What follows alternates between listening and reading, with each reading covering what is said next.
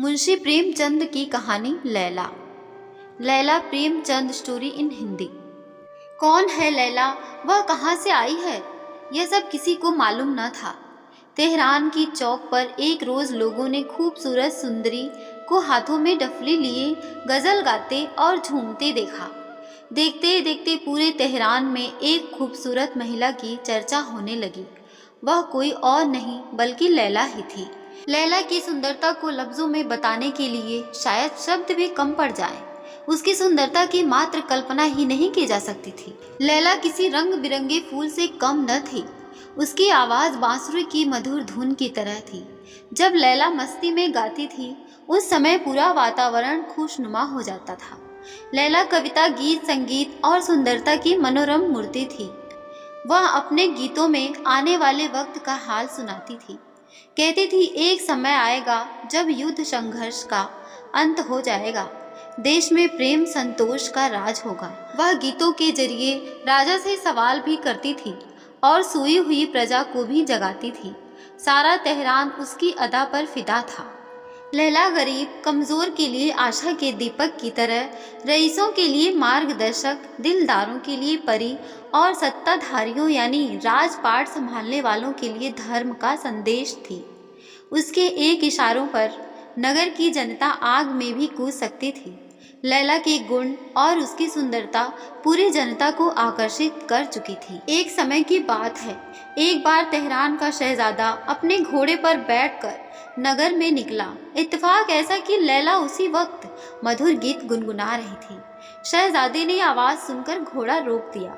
वह स्तब्ध हो गया और काफ़ी देर तक बीच सड़क पर रुककर गीत सुनता रहा। लैला घबराकर बोली, कौन हो तुम? शहजादे ने कहा, गुलाम हूँ तुम्हारा। लैला, आपको क्या चाहिए मुझसे? शहजादे ने कहा, आपकी खिदमत का हुक्म चाहता हूँ। मेरे छोटी सी झोपड़ी में अपने कदम रखकर उसे रोशन कर दीजिए। लैला, मेरी आदत में यह सब नहीं है। शहजादा दुखी होकर वहीं रुक गया। लैला ने फिर से गाना शुरू किया। उसका गला कांपने लगा। ऐसा लगा मानो जैसे वीणा के तार टूट गए हों। उसने मुड़कर शहजादे को देखा और बोली, तुम यहाँ ऐसे मत बैठो। वहाँ मौजूद दर्जनों लोगों ने लैला को बार बार बताया कि ये तेहरान नगर के शहजादे हैं, इनका नाम नादिर है। लेकिन लैला को इससे तनिक भी फर्क नहीं पड़ा। वह बोली, बड़ी अच्छी बात है कि ये शहजादे हैं, लेकिन ये यहाँ क्या करेंगे? उनके पास महल में महफिल है, शान और शौकत है, फिर वे भला यहाँ क्यों रहेंगे? जिन्हें गम है और जो अपने दिल के दर्द को बयां नहीं कर पाते हैं, मैं उनके लिए गाती हूँ, न कि किसी के शौक के लिए। शहजादे ने कहा, लैला, मैं तुम्हारे इस मधुर संगीत पर सब कुछ कुर्बान कर सकता हूँ। मैं अब तक शौक का गुलाम था, लेकिन तुम्हारी आवाज़ ने मुझे दर्द का स्वाद चखा दिया है। लैला कुछ बोली नहीं और फिर से गाने लगी। इस बार उसकी जुबान से शब्द नहीं फूटे। उसकी आवाज़ पर उसका काबू नहीं था। वह रुक गई।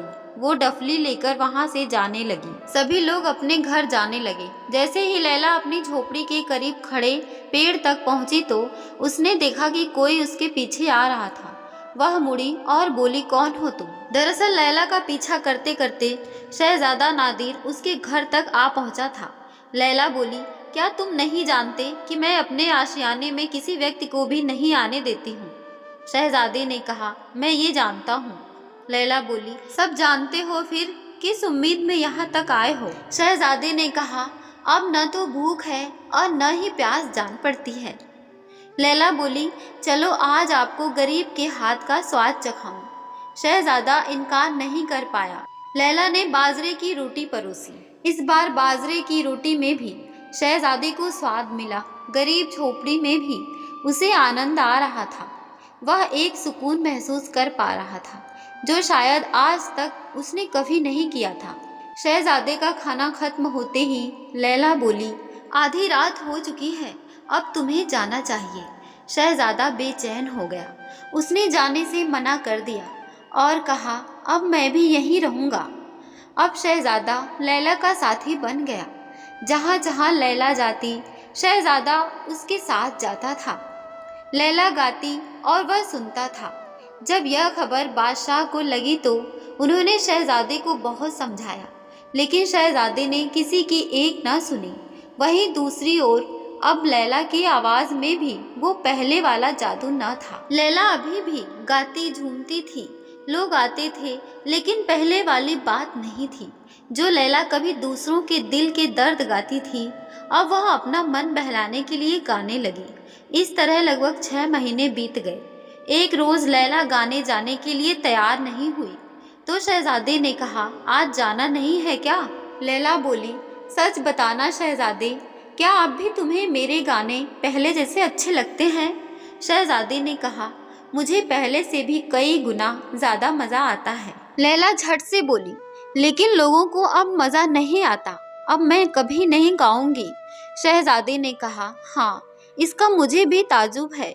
लैला बोली, पहले मेरे दिल में सभी के लिए समान जगह थी।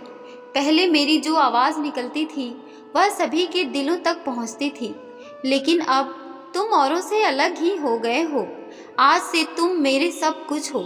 अब से मैं तुम्हारे साथ चलूंगी, इस झोपड़ी में आग लगा दो। फिर पूरे तेहरान में जश्न का माहौल हो गया। घर घर मिठाइयाँ बन रही थी। शहजादी और लैला का विवाह हो रहा था। हजारों लोग मस्जिदों में एक साथ नए जोड़े के लिए लंबी उम्र की दुआएं मांग रहे थे। इस मौके पर लैला ने बिल्कुल सादे कपड़े पहन रखे थे। आभूषण का कोई नामो निशान नहीं था। महिलाएं लैला को दुआएं और मुबारक दे रही थी, जिस पर एक सुर में वहां मौजूद लोग आमीन आमीन कह रहे थे। देखते ही देखते कई साल बीत गए। शहजादे नादिर अब नगर के बादशाह बन चुके थे और लैला उनकी मल्लिका।